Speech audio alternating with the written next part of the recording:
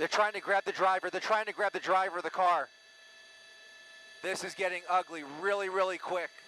Really quick. That pickup pulled right in front of the car. Now you have protesters beating up that driver, trying to get through the crowd. And here he goes again. He's stepping on it, and they're going to follow him. Look at that. Multiple protest vehicles that chased him up the block, tried to pull the driver out of the vehicle, and now the driver speeding down, I think that's El Centro Avenue. Stop the fucking car! Oh, shit! Woo!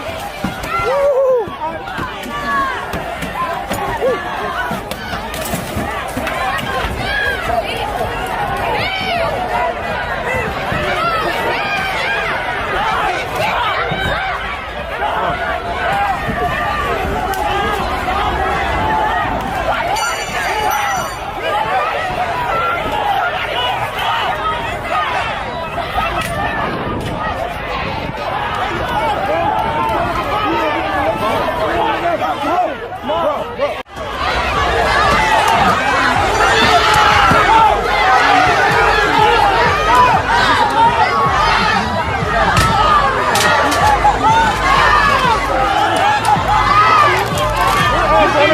Stop!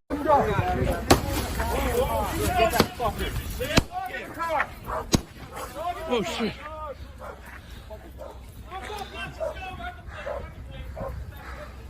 Go! Go! Watch out! Watch out! Fuck off, you fucker! You ain't a dog. Fuck off! Get the fuck out of here!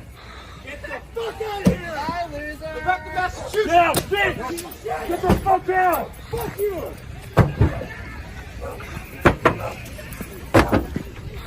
Go! Go forward! Let him go! Let him go! Fucking go! Go! Fuck you! Oh boy, oh boy. We've got two CHP cruisers.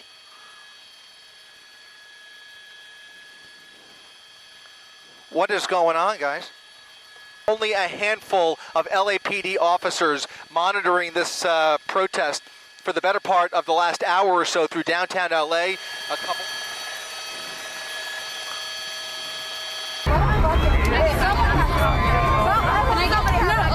You're going to be fucking accountable for that shit. Are you nervous, lady Jack? Are you nervous, lady Jack?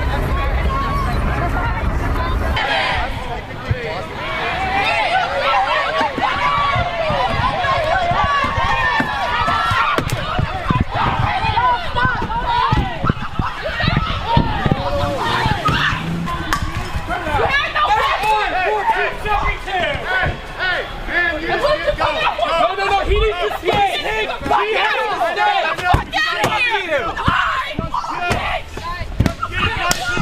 Get his license plate!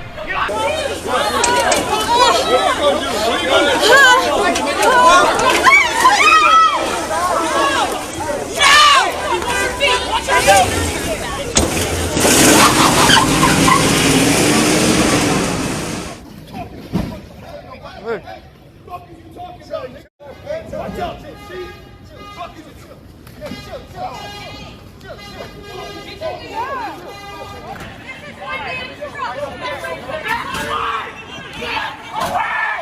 What are you talking about? Not that fucking racist, bro! You fucking loser! Fucking trying to run people over! Fuck! His neck is not broken. I know his neck's not broken. Yeah, he's a bitch. Hey everybody, it's Mike and Jamie Walden here, and this is Practical Tactical. Listen folks, Jamie has some very, very important training to talk about today. We're going to load some video in on this interview for you to watch, but it's all about right now across the country. There seems to be more and more attacks by Antifa and BLM and the riots against people in their cars. And Jamie's going to talk about that and how to defend yourself against that. The problem is increasing, it's not decreasing, and it's getting ugly out there. Jamie, what do we do to defend ourselves against what's happening? Yeah, awesome. Thanks, brother, for the lead in. And for me, it's like I'm all wound for sound right now. I'm super amped up because I was, I'm always going through these different threat analysis, right? And even in my own self, trying to increase my stress inoculation because I was in that world of the rough and tumble stuff for about 20 years, but I've been outside of it now in full-time ministry for 5 years. Obviously, I still teach and train, right? I'm training personally, but you don't realize how when you're removed from it, you do begin to become complacent, and that situational awareness decreases, right? That warrior mindset, that stress inoculation decreases. So as I'm going through these videos, I'm like getting all like amped up on for sound, right? I'm like, these freaking animals are going to murder me and my family in my car if I'm not smart, if I'm not sound, if I don't have good tactics. Like we have crossed over the Rubicon, right? Like all diplomacy is broken down, ladies and gents. Did you not see the election? Like this thing is not going away. They announced publicly through mainstream media to give themselves plausible deniability and justification later on for full-on, force-on-force kinetic civil war against law-abiding normal citizens, because it's all part of a bigger agenda, right? So we got to have this mindset. So what we're going to talk about today, let's break it down Barney style. As usual, right? The big purple dinosaur, Barney style. What we're going to talk about today is I'm not talking about mobility per se. I'm not talking about get home bags and bug out bags. I'm not talking about vehicle preparedness. What I'm talking specifically about today, we're going to narrow our field. Each time we do one of these trainings, I'm going to try to narrow the field to get things locked on. I know I talk fast. I know I talk hard. That's why it's a video. You can rewind it and watch it, right? So listen, what we're going to be talking about today specifically is counter defense, counter riot defense, counter anarchist, or violence when you are inside your vehicle. So we're not talking about get home bags. We're not talking about mobility and vehicle recovery. We're not talking about tactical driving. Each one of those is its own entity in and of itself.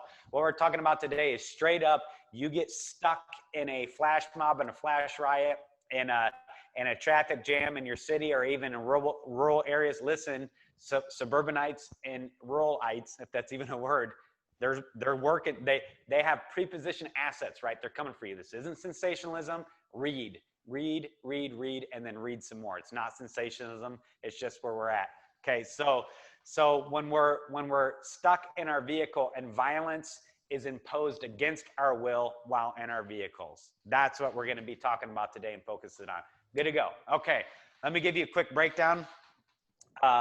It's a little awkward for me to be teaching and training here. Normally I'd be out on a range, right? We'd have a vehicle. I could show you more from a vehicle. Welcome to my office. This is part of it, So like, hey, we're just going to be doing it from my office. We're going to give it the best rundown we can as our AV competencies increase. Hey, we'll be taking things out to the range and we'll be making some high-end AJ squared wave videos for you. And we know the American mentality has an attention span of about 7 minutes.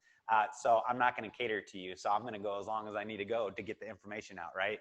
Yeah, well, all right. Amy, So let me interject for just a second, because I've been getting a lot of emails from you folks out there about Jamie putting on a training camp and practical tactical doing a training camp, and we are going to do it. However, we're going to do it right, and we're going to do it first class, and it's going to take us a little bit to put it together. I think perhaps the first really effective one we'll be able to do will be in Stillwater, Oklahoma. More to come on that later. Go ahead, Jamie. Yep. All right. So just to give you a little bit of breakdown, just to let you know that just to share with you some pedigree. Again, I consider it all as lost compared to knowing Christ and being unified with him, right? And increasingly being sanctified through my Lord and Savior, Jesus Christ. I will never make apologies for the gospel or be ashamed of it in any way. But just to give you context from my background, I was a part of a CAP platoon in the U.S. Marine Corps Infantry. I was a platoon sergeant for them.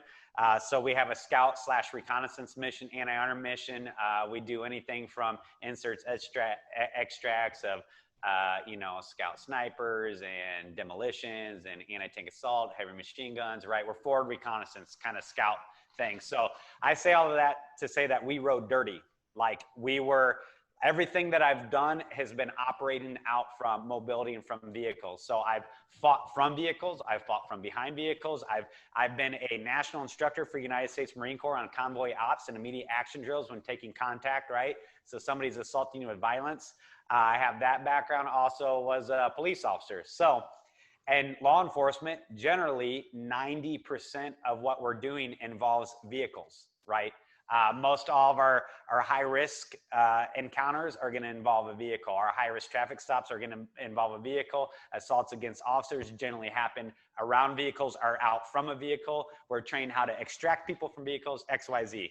Okay. Number two. Thirdly, I also was a technical rescue technician on a fire department as a firefighter and a paramedic. So that means I know how to take apart vehicles and extricate things mechanically in worst case scenarios. On top of that, I also was the, won first prize, whatever that is, at a tactical driving school. So convoy ops, tactical driving, fighting from vehicles, taking people from vehicles, fighting in and around vehicles, right? Fire hosing you. I just am giving you context for what I'm sharing with you. Remember, we're talking about practical, tactical, right? Practical emergency family preparedness, practical. I'm telling you that from my experiences, generally this is what works and what doesn't work. There's some high speed actions that you can take if you're being attacked from inside your vehicle that for the general public, they're just not feasible. Even for a guy like me and my skill set, they're just not feasible. The reason why they're not feasible is because unless you're training at that operational level all the time, you're going to bumble it. And you're probably just going to get knocked out in one punch through your window anyways, right? So we got to train practically here. All right, so that's the basis. Threat assessment. We just saw the videos, as if you haven't been watching them for the last 9 months, but we just saw the videos of that white Prius, I believe it was in LA, that did everything right. He tried to avoid the flash riding that was going on at the intersection, boxed him in. He went around this isn't a Prius, by the way. Mistake number one, the dude was driving a Prius. Sorry, Prius owners, get an SUV or something 4x4 and lifted. My bad. But hey, he's in Southern California. He probably was virtue signaling with his Prius about, climate change. So anyways, he did everything right. He went around. He didn't hit anybody. He wasn't offensive. He wasn't revving his engine and trying to instigate anything. He went around the crowd. And did you see what happened, ladies and gents? If you haven't seen it, go to my YouTube channel, go to my playlist, look at training. I'm constantly adding training videos there for you to get context for what I'm talking about. So go look at that playlist, train on your own, increase your situational awareness on your own and your stress inoculation on your own. All right, this dude goes around him. He's free and clear. He gets around him, the mob. He's free and clear. You see him gunning it. It's an aerial footage from a police helicopter, which, by the way, where are the police? Nowhere. Nowhere. The police are nowhere every time this happens because they're not coming for you. Because, unfortunately, the majority of our law enforcement has bowed down to the king of pension security. And they will not stand up against their lawless democratic overlords that are telling them to not defend the innocent, to not stop evil, and to not save lives, unfortunately, because of the god of pension, right? And healthcare. It's sad. It's a sad state, but that's just the reality of it for most guys. Not all guys. There's a lot of freaking warriors out there that are still holding the line, but they're very few and far between. I digress. Dude gets around the roadblock, punches it. He's trying to clear the danger zone. What happens? The Antifa terrorist followed him down in 2 vehicles, and with pretty decent tactical acumen, they boxed in this guy. One came this way. The truck got in front of him and made sure to stop. Another guy came in and boxed him in from the rear so he couldn't get out. And they worked this dude, and they worked this dude's car through his open window. That means they had their own tactics, techniques, and procedures for convoy ops to where if anybody got around, they were going to hunt them down and do damage to them no matter what. That should tell you that the mindset of the threat has changed, right? Your threat assessment, which may have been down here in the yellow, you just jumped orange and you're right at red. Whenever you're in one of these democratically controlled urban environments, you should always be at red. We have now seen that their tenacity to commit violence against innocents is unrestrained. It's unrestrained, right? So they actually tracked this guy down in their own convoy ops, pitted him in and boxed him in, and then worked the dude through his window. One hit, if that driver would have been knocked out, he would have been a dead man walking. They would have dragged him out of that car and monkey stomped him to death, right? Luckily, he was able to, we don't know what was going on inside the cockpit of his vehicle, but somehow he's able to take blows. You see a big guy punching in through the window. You see about 6 or 8 other guys smashing out every window, right? And eventually he's able to actually back into the vehicle behind him to create a gap to go ahead and DD mount out and around the threat environment and get out of the area. Here's the worst part. After all this, you know what happened? The police officers ran him down and did a high-risk traffic stop on him. On the innocent victim at gunpoint, made him come out of the vehicle. I get law enforcement, I get being, you know, relatively, I get being safe, right? I get law enforcement having to protect themselves. I was a cop. I operated at the federal level with the U.S. Marshals, also as a municipal police officer. I get it, right? You gotta CYA, which is cover your butt, right? But listen, the fact that that was the response to this guy, I didn't see one single arrest.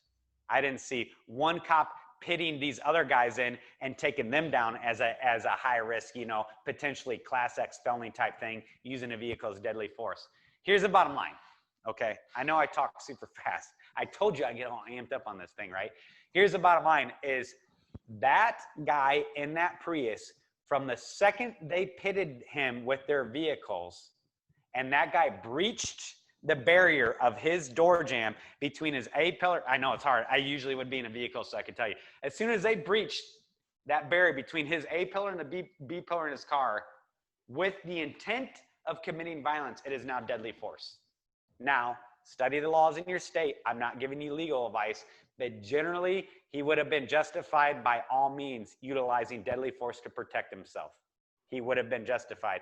He actually would have been justified using his vehicle as a defensive mechanism, because oftentimes, whether you realize it or not, again, study your state's law, but your vehicle is actually considered your domicile as well too in most states.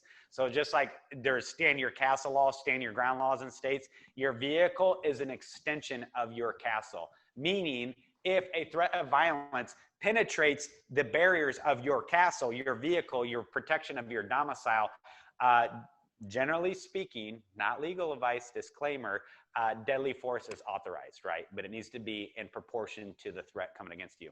I digress. All right, so where does that leave us at? What we have to work out is how to defend and protect ourselves from violence from inside our own vehicles. Generally speaking, your vehicle is where you spend the majority of your time. Generally speaking, if you're going to experience any type of an emergency, right? We're talking about family emergency.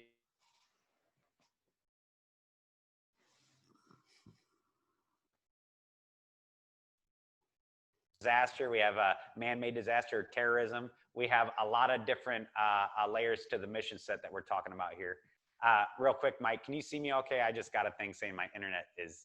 Yeah, you froze up for a second, but go on.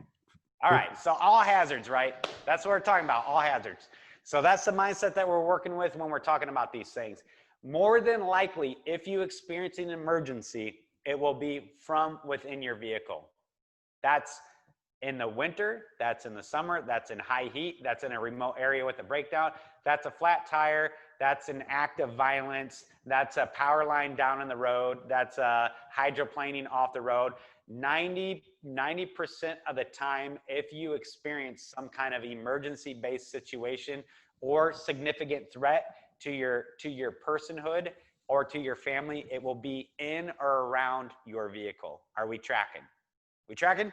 We're tracking. That's why vehicles are so critical to me. If you've heard me speak at other places, I talk about, to me, the number one preparedness item is mobility, because I know and understand, having operated in all these different environments around the world,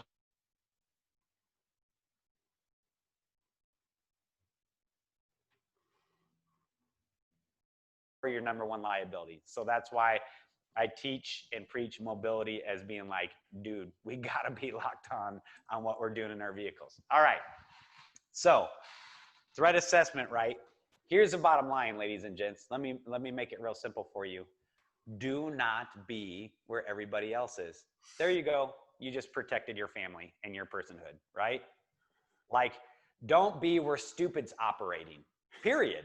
So situational awareness, knowing your environment, right? Having a thorough assessment, reconnaissance, intelligence of the area that you live in, of the areas that you're going to be traveling. Maybe you're on business, maybe you're a truck driver, maybe you're over the road, maybe you're visiting relatives here in this soon coming up holiday season.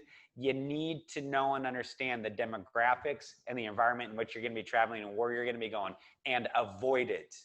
My parents, as recently as 3 months ago, got caught in a flash mob on the interstate in Charlotte, North Carolina, coming from my grandma's funeral. Like, that's what you want to deal with these Antifa freaking thugs, right? When you're coming back from your mother's funeral, is to get trapped in a flash riot on an interstate. They were blocked in. Now, luckily, they were operating and kind of surrounding and messing with cars, about 3 cars in front of them. That means that they were 3 cars from imminent violence. Imminent violence, all right? So that's why it's serious. So situational awareness is number 1.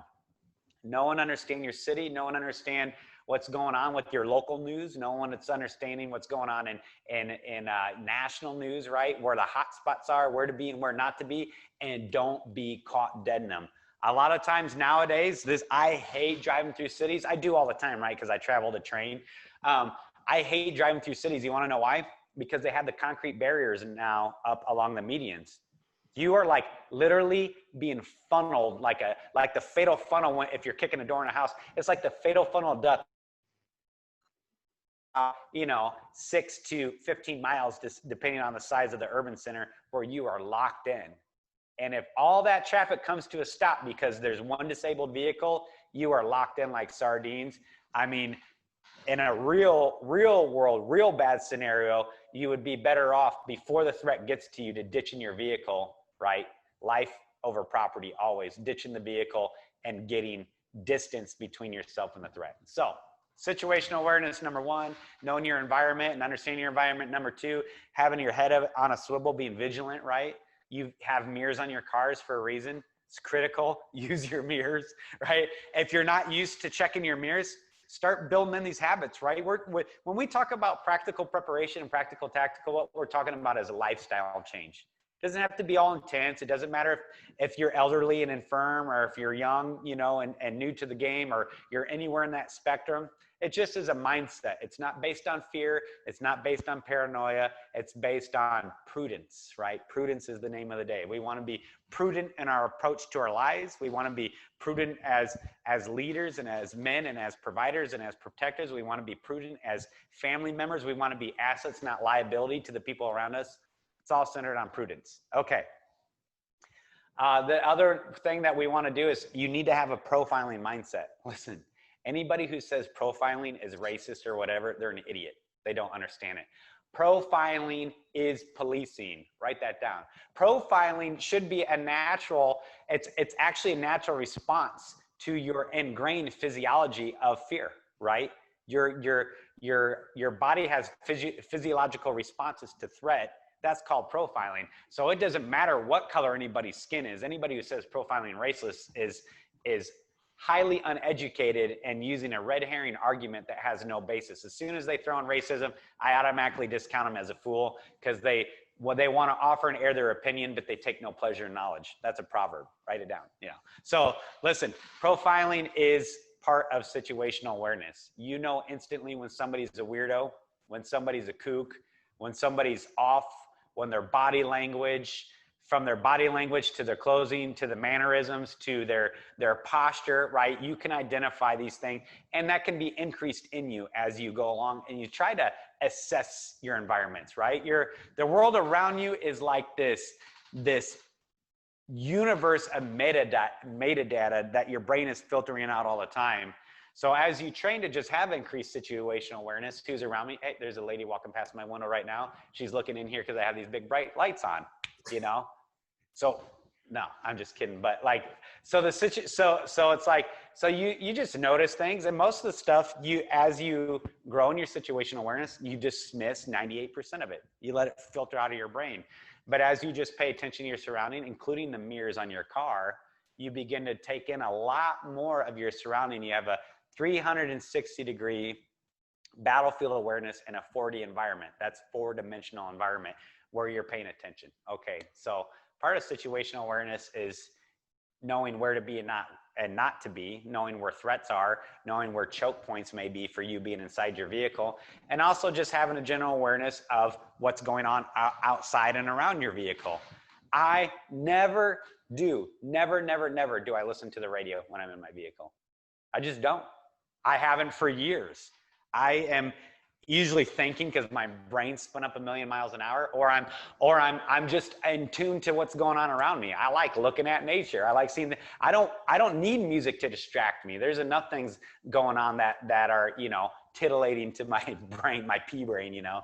So, you know, things like that, like having your music off, having your if the weather permits, having your windows cracked, not enough to where somebody could reach in, but enough to where you can hear the ambient noise around you, and checking your mirrors regularly. Good to go? Simple, right? We're talking about practical preparedness in the event of violence against you while you're in your vehicle. What I like, Jamie, is you're talking about a lifestyle change. Folks, I went through a major lifestyle change as little as 90 days ago. And let me tell you, I have stuff that I do now today that has just become part of my daily routine, part of my life. And part of that is exactly what Jamie's talking about. You don't have to, you know, you don't have to have 20 years of experience to change your lifestyle and be aware of what's going on around you. Go on, Jamie. Yep. And like we said the last show that we did, this is something that this will be a mantra that we'll probably be repeating all the time. It's not about having it all figured out. It's just about what can you do today. So like one step today can be like, I'm going to make sure to always back my vehicle into parking spots. You'd be surprised. That actually takes a lot of will to train yourself to do that consistently, to back yourself into a parking spot at a Walmart, at a restaurant, at a big box store, at your doctor's appointment, wherever you go. You just literally, by backing into your spot, you increased your survivability about 800% because you backed in. See, that's just simple lifestyle change, right? Checking, like making a mental habit to check my mirrors about every 10 to 15 seconds. I just look at all my mirrors, whether I'm on the interstate or whether I'm in an urban environment. Like that, you would be surprised. It actually takes some practice to ingrain that muscle memory to be a person who's situationally aware, right? With your mirrors on your vehicle. So practical preparedness. Okay, tactical driving. I'm trying to start my way from the basics, and we're going to work our way into force multipliers or gear, which that's all anybody wants to know about is gear. But you'd be surprised. You could have no gear and you got the right mindset, you're good to go. You're going to survive the day, right? Okay. So tactical driving, some super basic things, right? Situational awareness. That's going to be the name of your life is situational awareness. So pay attention to means of ingress and egress, right? To getting boxed in or channeled in. Pay attention to traffic that's going on way ahead of you. If you have the line of sight to be able to see that, you know, I'm always on the interstate trying to look as deep as I can into the vehicles on the interstate for brake lights. Cause you know, they go like ding, ding, ding, ding, ding, ding, ding. You see the brake light. So it's like, I'm looking forward, right? I'm looking around bends or down or up hills, depending on your topography or where you're at. So I'm having this tactical mindset of, I do not want to get locked in here. The worst place in the world for me, the most dangerous place in the world for me is inside a vehicle. To me, a vehicle is a rolling coffin. And I told you a little bit about my background. I want away from a vehicle as fast and as quickly as I can get, and I want to get my vehicle out of a sticky situation as fast and as efficiently as I can. So I'm not going to get hot and heavy on tactical driving, right? Like I could tell you all kinds of high-speed stuff. We're talking about practical preparedness. Here's some practical things. Lifestyle. When you come up at a stoplight, ladies and gents, make sure that you can see the vehicle's tires in front of you. You get what I'm saying? I'm trying to go this way for the camera. Create some dispersion.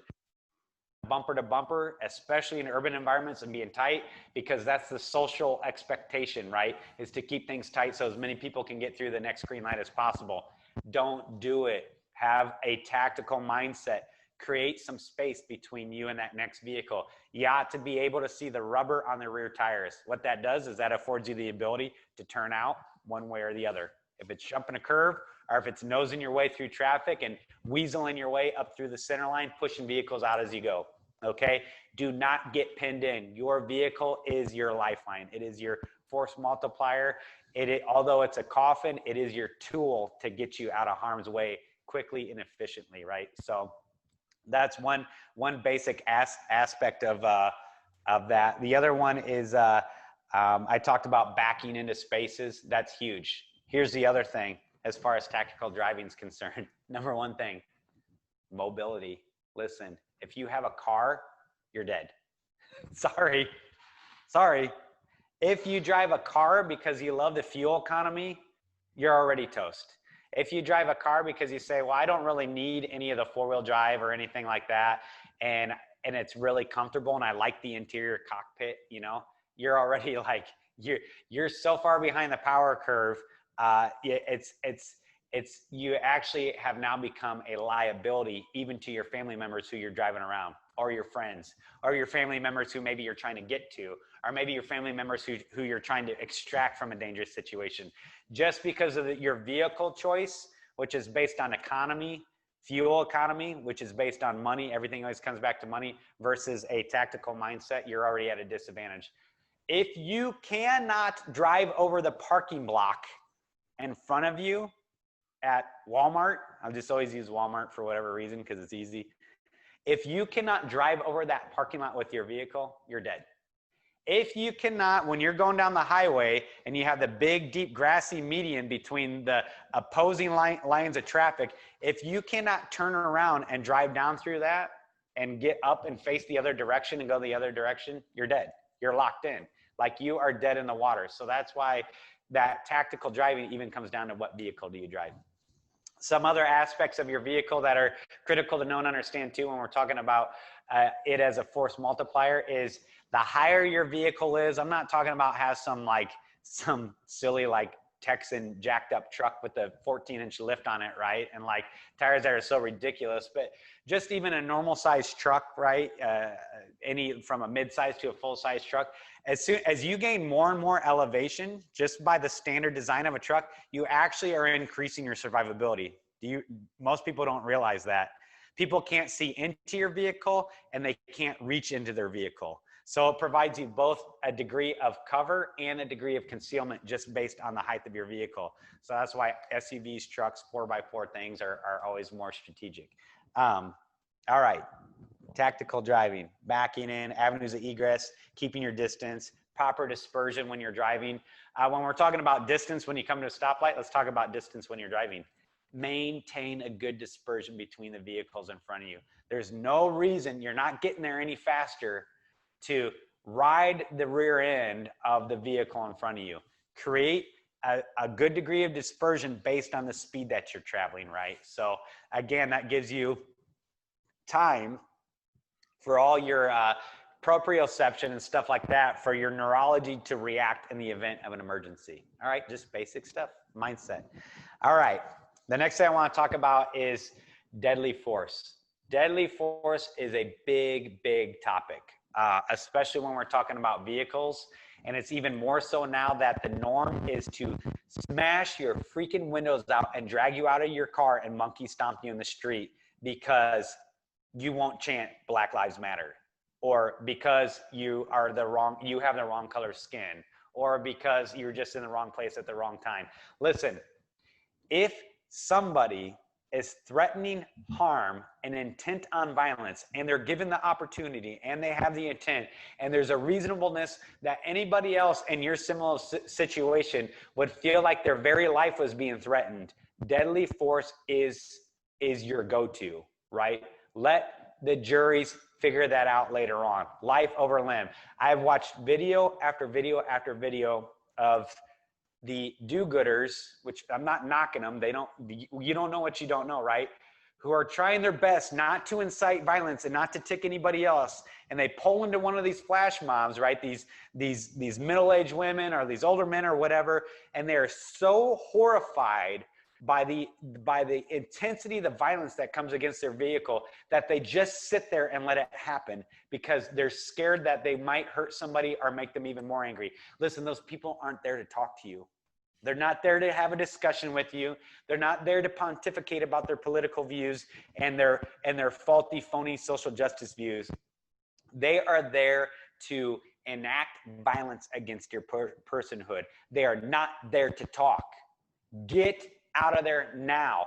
And if you run somebody over in the process, then so be it. They are coming for your life. They want to hurt you. They don't want to hurt your vehicle. They want to hurt you. Your vehicle is what's stopping them from getting to you, which is why they're smashing out the windows with crowbars and skateboards and ripping doors off and trying to get through. I mean, it's like, seriously, it's like a zombie apocalypse because they want you who's inside the vehicle.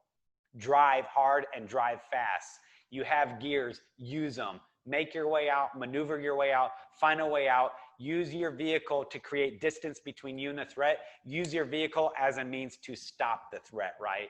So listen, deadly force is a big issue. People are scared to death of courts. The cops are scared to death of the courts, which is why they're not doing anything. The citizens are scared to death of the courts, which is why they're not doing anything. And the only ones who aren't scared of the courts are the lawless, rebel, insurgent, guerrilla fighters that are out there on the streets trying to stomp your face into the curb, right? They're the only ones that have no regard for the law, and they actually anticipate that you do. So listen, think tactically, right? Deadly force. All right, Mike, any questions up to this point? Man, I don't know. You're just so on fire, Jamie. I'm in awe here. You know, when we talk about all of this, everybody wants to think this will never happen to me. And they want to think, like you mentioned earlier, well, the police are there. Yet we saw this past week the entire 911 system go down in the country. So what we're trying to train you here, folks, is to be aware, to be prepared, and not to get caught off guard.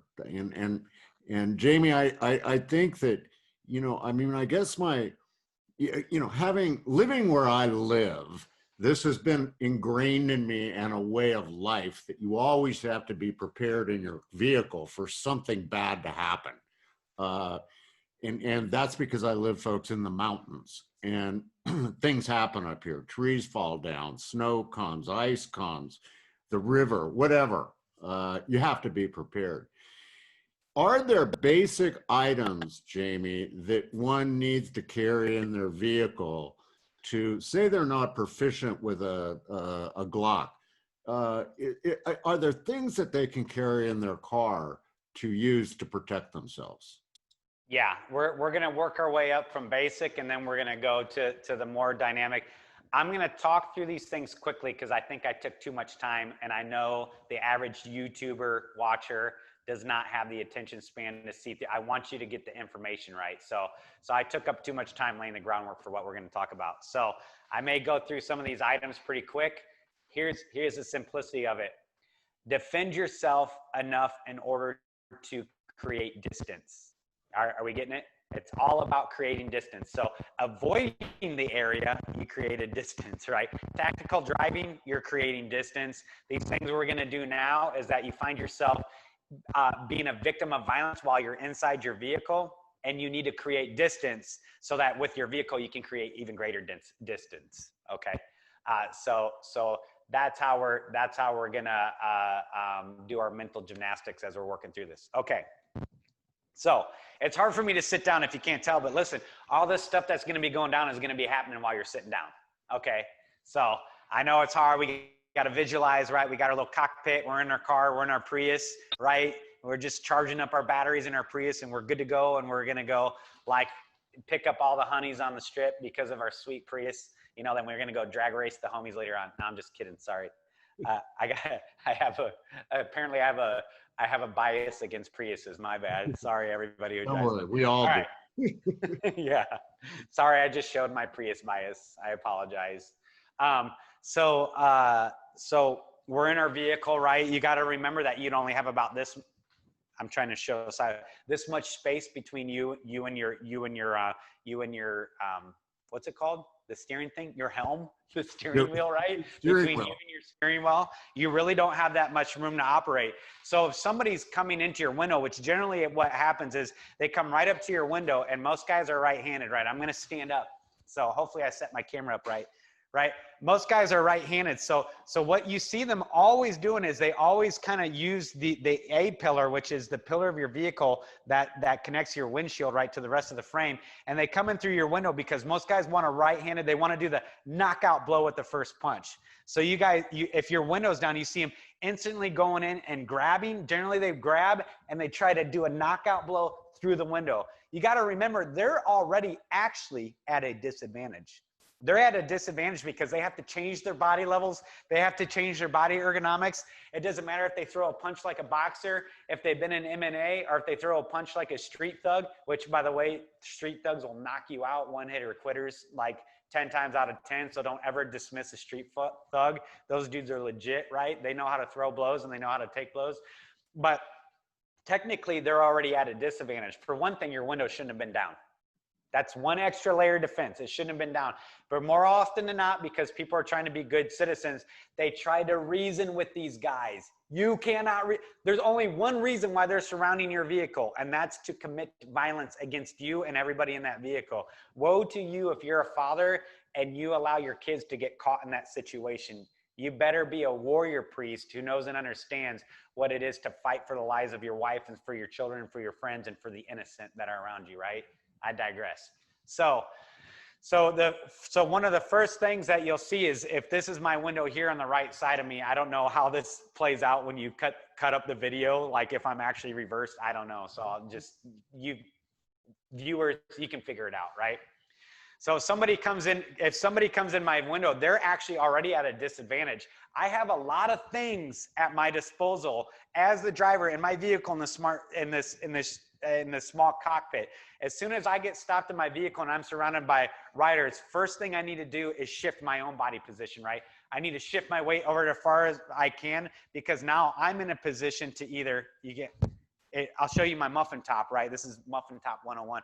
I'm in a position to draw right here and either punch out, right, and keep my arms out of the way, or use my weapon as a defensive tool itself, right?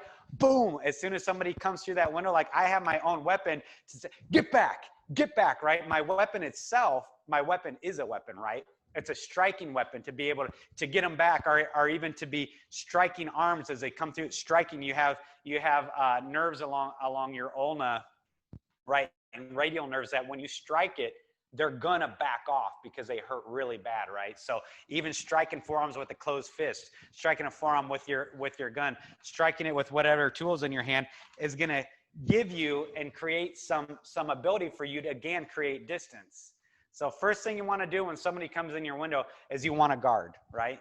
You wanna guard your head, you wanna guard your face, you wanna guard your hand because they're coming for the knockout blow.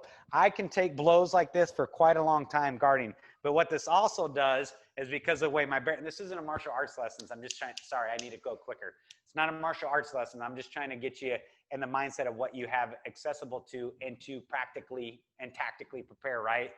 Guy comes through my window. I block my face. I block my head. Now I have the ability to strike. You see I'm striking closed fist or open hand. Strike, right? I'm striking open hand. I know I'm hitting something that's a way bigger surface area than trying to hit with my knuckles. Most people can't hit good. Hammer fist, I'm strike. But what I want to do is that guy, I remember I said he's probably changing levels or something. He's already jacked up, reaching in my car. Boy, reach in my car. You just gave me what I want. I want your freaking appendages. Because as soon as I can snatch you up, I own you, dude, right? So if that guy reaches in my car, I'm actually, besides protecting myself from an initial strike, I can pin his hands against the steering wheel. Boom, strike. I mean, it's violent, ladies and gents, it's violent. So I can pin this way, right? I can pin this way. I can pin this way and strike. But what I want to do more than anything is I want that dude's, I want it. Like, I want your throat and I want your eyes. Sorry, I'm talking violent. I know I preach and teach the gospel, but listen, like, violence of action wins the day. The kingdom of heaven suffers violence and violent take it by force, right? Like, so like, I want this dude because I have access to all kinds of things. I have my A pillar. I have my B pillar. I have the top beam of my door. I have my windowsill. I have my steering wheel. I have a lever, right? The edge of my door is a lever where I can control joints and I can control him and I control his head. If I can grab clothing, if I can grab sleeves, if I can grab whatever, I want him in my car. I don't want to be outside of mine. I'm going to drag him in as far as I can possibly get him, because that's where I can work him. And I'm going to use all these nice, wonderful, hard surfaces to my advantages, with his head, with his face, with his arms, with his wrist, with his nose. And I'm going to, with my own head, I'm going to pull him in close, and I'm going to do what I got to do to win the day and to survive the day, right? Tim Kennedy, an awesome instructor. John Lovell, awesome instructor. There's good dudes out there teaching good stuff. I mean, it's all about being hard to kill and about winning the day. Because at the end of the day, we're family men, all of us, and women, or we're young teenagers, and we have a family. And everything is about getting home to our families at the end of the day. So it's like, I'm getting home, you're not. Well, and Jamie, what we're trying to teach her isn't like to tune this guy up and take him out and seek revenge and all that. We're talking about disabling him long enough so we can get out of this situation. Yes. Is that correct? Yeah, absolutely. And thank you for adding that caveat. Yeah, this isn't about some bloodlust or whatever the case is. You shouldn't have been in that area in the first place. So, right. So you shouldn't be in that vulnerable position where but sometimes you can't help it. They're flash mobbing on the interstates. They are attacking. They are on the offensive. So it doesn't matter how defensive and shrewd and situationally aware you seek to be. These guys are coming, man, and they're not stopping. And we haven't even had the election yet. And we already said they broadcasted on mainstream media to give themselves a justification that we told you ahead of time, we're burning it down. There was no conspiracy. That's why they're doing this, to get out from under certain amendments and certain legal statutes. I understand the language that they're using. So because they broadcasted ahead of time, they automatically are now no longer could be tried under conspiratorial type of tack on sentencings and stuff like that if they were to have legal liability for stuff. That's coming from our elected officials, right? Our infiltrators, for lack of a better word. Anyways, all right. So what we're doing is we're going block, strike, because I'm punching the gas and I'm creating distance. That dude, if that man or woman or that tool that they have in their hand, that weapon that they have in their hand, strikes me and knocks me out or makes me see stars, I'm dead. They're gonna suck you right out of that window. You would be amazed at how quick you can yank somebody through a window. I did it all the time. It goes down real quick, and it doesn't matter if you have a seatbelt on, okay? So, step number 1. Step number 2, we have simple assets at our disposal to where your window, remember your window should never have been down enough anyways. You're not negotiating with these guys. They're not there to talk to you, right? So the other things that we have at our disposal is things, again, to create distance, to be a distraction, to create long enough of a distraction to create distance. Number 1 that I carry in all my vehicles is bear spray, right? You see it right here. I have bear spray. Bear spray is not the same as OC spray. It's very similar. It's almost has all the exact same ingredients, right? There's a couple of ingredients changes. I'm telling you, it is highly effective. I was teaching my kids how to spray it last year. Actually, I was out in Bozeman, and I was giving them a rundown on how to spray it and saying, listen, you can use it for bears, but you can use it for riot control, but you can use it in your vehicle, right? Crack your window, fog everybody, push through the crowd kind of thing. And my son goes, well, I want to see what it feels like. And he's what, 7 at the time? And I said, I bet you won't. And so I sprayed a big cloud, and he opened up his eyes and mouth real big and walked through it. And needless to say, I spent the next hour with this hysterically sobbing 7-year-old, and my wife hated me, but I couldn't help but giggle the whole time. I'm like, hey, he said he wanted to see what it was all about. I say that to say that it's effective, right? It works. I've been OC sprayed numerous times. I'd rather be tased any day over pepper spray. Hear what I said. I would rather be tased any day over having pepper spray in my face. That means it's highly, highly effective. Use it, okay? So now let's just say one thing here. While you're talking about the bear spray, Jamie, a lot of people in urban areas are like, well, where do I get bear spray? Folks, you can get it online. Anywhere. You can buy it at the grocery store. But, yeah, you can get it online. There's a company called Murdoch's, which is a big feed store. They're all over the place. Just Google bear spray. And what's the big outdoor place that run right now? There's Shields, there's REI, there's Dick's, there's whatever. You can get it at Walmart, ladies and gents. Listen, so I'll try and go through this quick. I have bear spray, I have OC spray, I have gel spray. The reason being, again, thinking tactically, hey, listen, if you're going to spray this out your window, it's awesome because this has a 25 to 30 foot rate. It's very similar to what they're using for riot control. It's the #1 asset. I have it wedged in my seat in all my vehicles, along with 2 or 3 other items that I'm going to show you. Just make sure when you spray this that you clear the own lip of your window, because guess what you just did? That brings me to the other thing. Okay, I got OC spray, bear spray, and I got 3 different types of smoke here. I do carry smoke grenades in my car. Okay, I carry smoke grenades with me everywhere I go because that means I can control the chaos. I want to create a sense of uncertainty and instability and insecurity in the people around me. I control the chaos. Sure, does it provide some cover? Yeah, it can provide, not cover, some concealment for movement and stuff like that. Yeah, but what I want to do is I want to create the fog of war that I own. I want to create some chaos. I own the day. These are actually maritime smoke. The cubic foot volume on these are amazing. Because of maritime standards for emergency signaling, they have like a very short window of expiration dates. I go online and I buy bulk of their expired marine gate. You know what's cool about these is I can throw it in the water and they float and they do whatever and they're waterproof and they, no matter how they land upright and they just chug. I can't remember. It's like 35,000 or 40,000 cubic feet of smoke, right? I have tactical smoke grenades, paintball smoke grenades, right? All the stuff you can get anywhere, ladies and gents. Nothing, it's like anywhere. You can get it anywhere. Do your own research. I'm not gonna spoon feed you everything, right? If you want it, get it. So I carry my OC spray, my bear spray, and some form of smoke wedged in my seat on every single vehicle, right? So now, talking about that, let's talk some basic stuff here.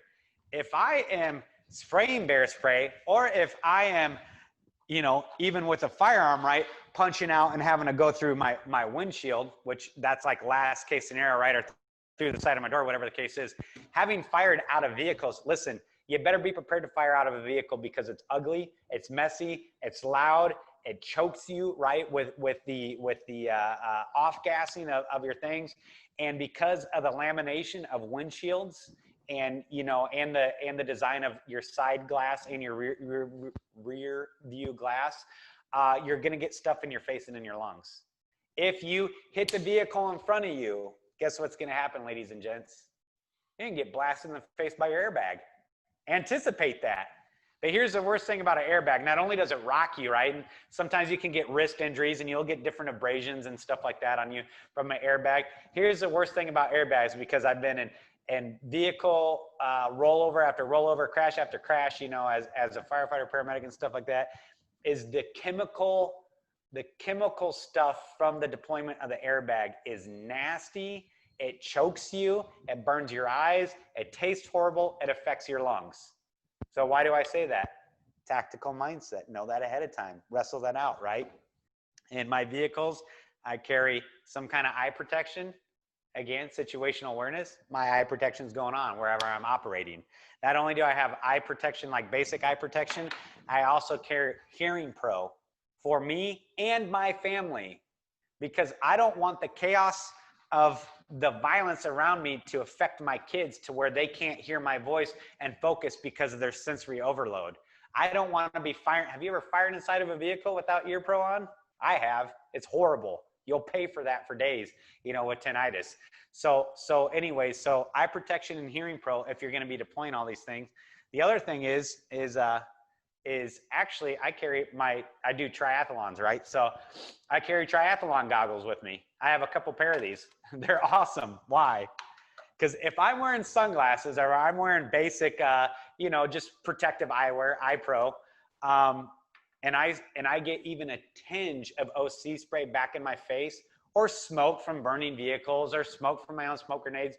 When you lose your ability to see, you lose your ability to fight, you lose your ability to defend, you lose your ability to create distance. You lose your ability to survive. These look like normal glasses, right? These are what I use for triathlon, but they actually seal your eyes, right? So you don't have to worry about from sweat to OC spray to smoke to debris to the way the glass creates a little cloud of glass if you're shooting out through your windshield and stuff like that. Basic tactical mindset, right? Okay. Are we tracking so far? We're tracking, brother. All right, man. So these are the big, but you want to go, okay, Jamie, what do you have in your vehicle? I'll show you what I have right here. I have this. These are from my vehicle, right? I have this. I have this in my seat. I have this wedged in my seat. I have this in my center console. I have this, right? Because it's a striking device too. A lot of your tactical flashlights are designed for striking. Strike a forearm, strike a head, strike a face, strike a whatever, right? I have this, and then I have one of these. Everybody see that? It actually says, ladies personal defense. And I like the color because it's cool. My first Harley was purple. I'm partial to purple. I'm down with purple. Listen, this simple little thing is actually a keychain. They cost $1.50 at Shields. I buy like 10 of them at a time, and I hand them out to people. I'm like, keep it in your pocket. It's a little piece of polyurethane. If you can't see on the camera, do you want to get struck anywhere with this thing? And your face, and your neck, and your head, and your arm, and your chest, and your ribs, and your gut? Nowhere. This is an amazing tool. It sits right on my center console, right? There's like a little cutout thing on my, it just sits right there. Because if I go, oh my, I'm checking my mirrors, I'm situation aware, and I see a weird dude walking in between the cars up towards my window, boy, I'm shifting my weight. And this thing's right there. So not only can I strike with it, but guess what I can? Because it controls on my hand. I can grab. I can still grab clothing. I can grab hair. I can grab whatever. I can control. I can manipulate wrists. I can control things. But this thing never leaves my hand because it actually sticks onto my fingers, right? And then if I need to strike, I can strike. But it's always right there. So, hey, simple, practical preparedness. I give them to my wife, my sisters-in-laws, anybody. And I carry one. And I like the purple one. They have it in blue if you don't want the purple, though. All right. What else do I carry in my vehicle? Personal firearm, right? We won't get into that. I don't even like showing this stuff on video because nobody needs to know what I carry. That personal firearm. I do not take my firearm off and put it on my dash. You see all those things going on Facebook, like some of these things. I don't put it in between my seat. I don't do anything unless I'm on a road trip. Then obviously I don't want my muffin top lapping over my gun all day long and getting sweaty.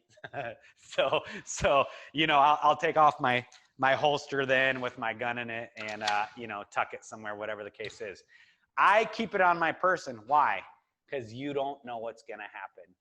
And the last thing you want is to get pulled from your vehicle or get drugged from your vehicle or step out of your vehicle to try to do some verbal judo to you know, what's the word, like de-escalate a situation or something like that in a normal confrontation, like a fender bender in traffic, and then all of a sudden it turns south. No, that's staying on me. So if you drag me out of my vehicle, my gun's going with me, right? Let's say I lose the fight, you drag me out of my vehicle, it's still on my person. They're not reaching into my vehicle and grabbing it. All right. The other thing for defending inside a vehicle. So we got our OC spray is going to be your #1 go-to. Having something to strike with is the #1 go-to. Having illumination for at night is the #1 go-to, and all these other situational awareness things. The other thing that I carry in all my vehicles, believe it or not, it is my #1 tool in the world, is a tomahawk. This is my most favorite tool in the world. I have one in every bug out bag. I have one in every get home bag. I have them all over the place. This one is smaller. It's called it's like, dude, this isn't something that I'm going to take and breach doors with in a combat zone, right? This is personal defense. So I know all you gear guys out there like, oh, geez, that's just a SOG. That's nothing. I have a RMJ that costs $480 and cool. Those are awesome. Send me one. I'd love one.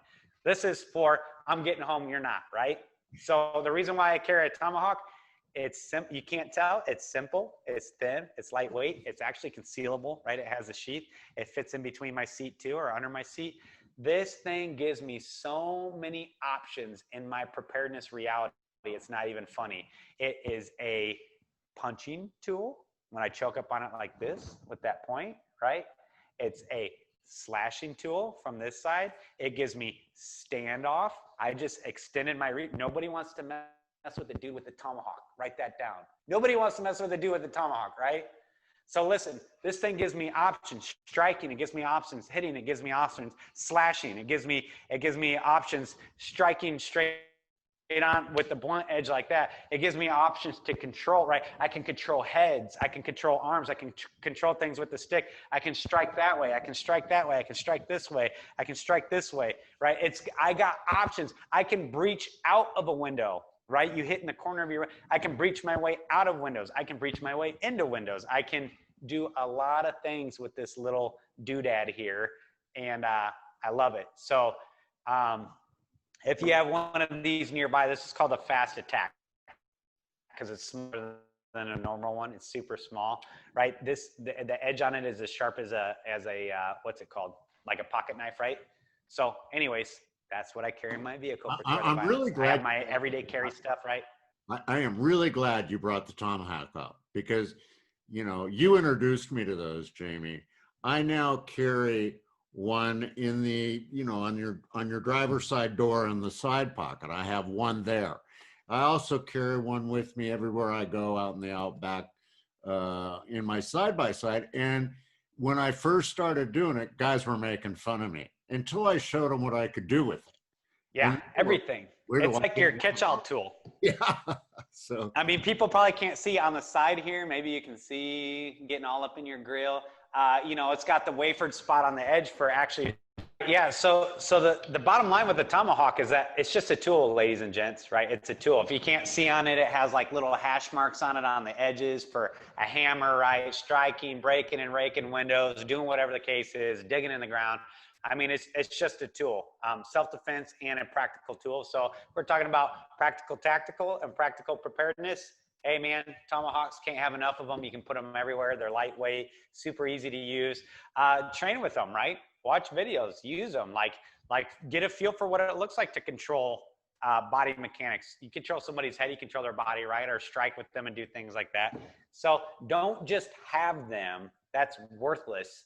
Train your mind and your body to react through muscle memory so that when the scenario occurs, it's not the first time you're seeing it, right? You've seen it in your mind 100 times over.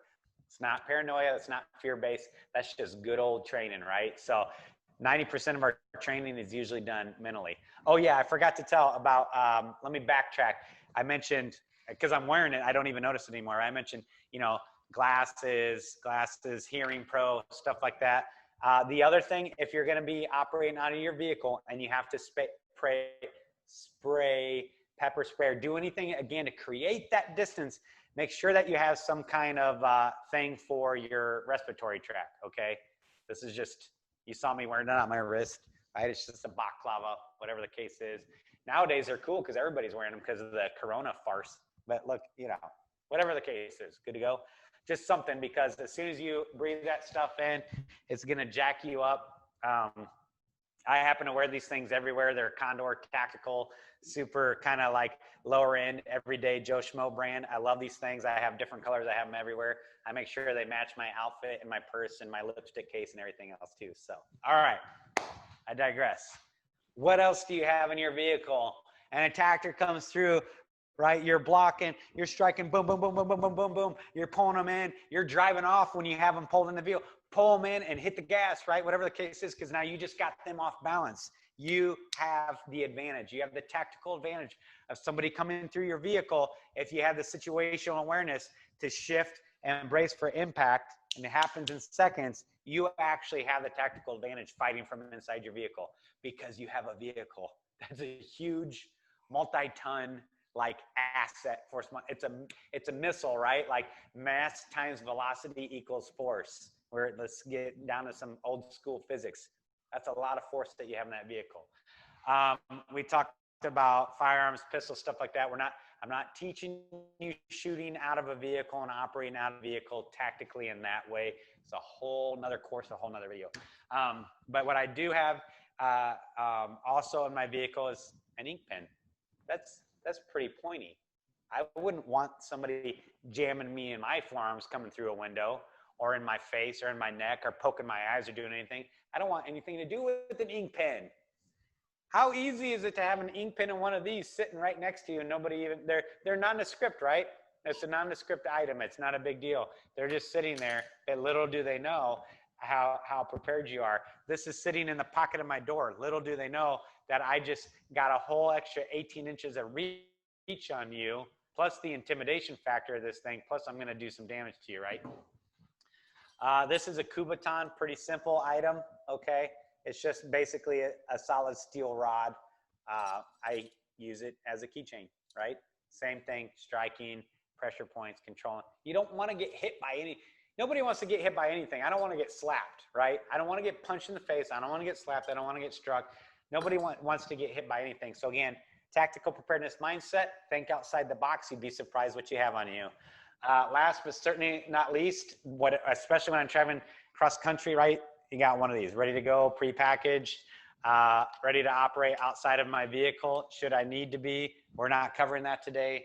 That's just to let you know if you want to go big or go home kind of thing. If you have to dismount from your vehicle and get your family out of a high risk environment, then you want to be able to get out of your vehicle and get your family out of a high risk environment. Good to go? All right. So here's sadly where we're at as a nation. I know this is fast. I know I'm talking fast, and I know I'm not really like training you. Hopefully I'm getting you to start thinking. Where we're at in our nation right now is you basically ought to have the expectation of not good things, for lack of a better word. That sucks, right? That sucks. The lawlessness is abounding. The love of many is growing cold. The way of truth is coming to disrepute. Each man does what's right in his own eyes. Violence fills the whole earth, right? And we know that it's only going to get worse. I am not of the mindset of any fleeting notions of revival. This is a wicked, wicked nation at its core leadership. All you have to do is look at the pictography and the pictographs and the architecture of Washington, D.C., and you'll know and understand what gods they serve, right? We don't have to look too far from Hollywood or Hollywood and all the child sex trafficking, pedophilia, blood drinking based occultism of their realities. We don't have to look too far beyond the lawlessness that's being undergirded through these communistic revolution. And do your history, ladies and gents.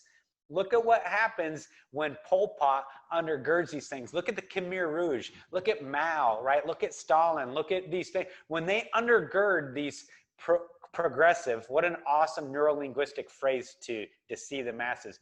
Progressive, social justice-based overthrows, which is communism. Communism is Luciferianism.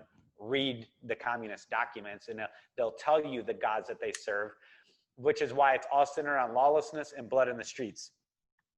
We pay attention to what's going on, ladies and gents. We know where this goes. It only goes one direction, right? I mean, obviously, God is sovereign. He can do whatever he wants to do, which is why, and sure, the tide could change for a short time, but we're only ever going in one trajectory. Why do I say that? You need to have the expectation that things are different. That you need to have the expectation of people coming against your physical body or your possessions or your family in ways that you couldn't even have dreamed of even just 3 or 5 years ago, right? We need to start changing our mindset and have a lifestyle that is not paranoid and not fearful, but that is actually bold, confident, courageous, equipped, that has a warrior mindset. And what's the warrior mindset based on? Love. The warrior mindset and the warrior ethos and their codes of conduct and their character and why they do what they do, why they're willing to stop evil and why they're willing to save a life and why they're willing to lay down a life is out from an authentic love. That's why warriors do what they do. They're actually compelled and compulsed by love, and nothing could change that no matter how hard they tried. So I know I'm preaching at you, but we just need to have the context for the posture, because the posture determines everything. It's not a posture of bloodlust. It's not a posture of Second Amendment in your face, right? It's not a posture of come and take it. It's a warrior posture, which is born out from a love, which is a defender, a protector, a stopper of evil, and one who does not love their own life so much as they're afraid to lay it down for somebody else out from that love. So that's what we're talking about here, ladies and gents. Mike, any questions? No, you covered it great. I just want to say, just want to add to what you've talked about today. I happen to come from, as you referred to earlier, sort of the thug mentality is sort of the way I came up. And trust me, folks, Jamie's right. We know how to fight. And we're not telling you to go get in a fight. One of the best things you can do is completely avoid that sort of situation. But if it comes your way, forget about the Geneva Convention. Forget about like the rules of fighting. They don't apply. Do whatever you have to do to defend your family and to get out of harm's way. Kick them where it counts, hit them where it counts, gouge their eyes, yank their ears off, bite them, do whatever you have to do. There's no rules. That's all Hollywood. You know, that's Hollywood. Yeah. You know, so oh, and like you said, the most important thing is that you should be avoiding the fight, period. Like, listen, I don't want to fight anybody. I got nothing to prove. That's pathetic. If you're still stuck at that place in your life and you're prepubescent, immaturity that you think you need to balk on people and puff up on people and do whatever and really prove to the world around you how tougher you are, you got bigger issues. So you need to go do business with your identity before you do business with anything else. Listen, I don't want to fight. I don't want to punch. I don't want to kick. I don't want to gunfight. I don't want to use this ink pen that I'm throwing on. I don't want to do any of that, but I'm capable and competent to if I have to.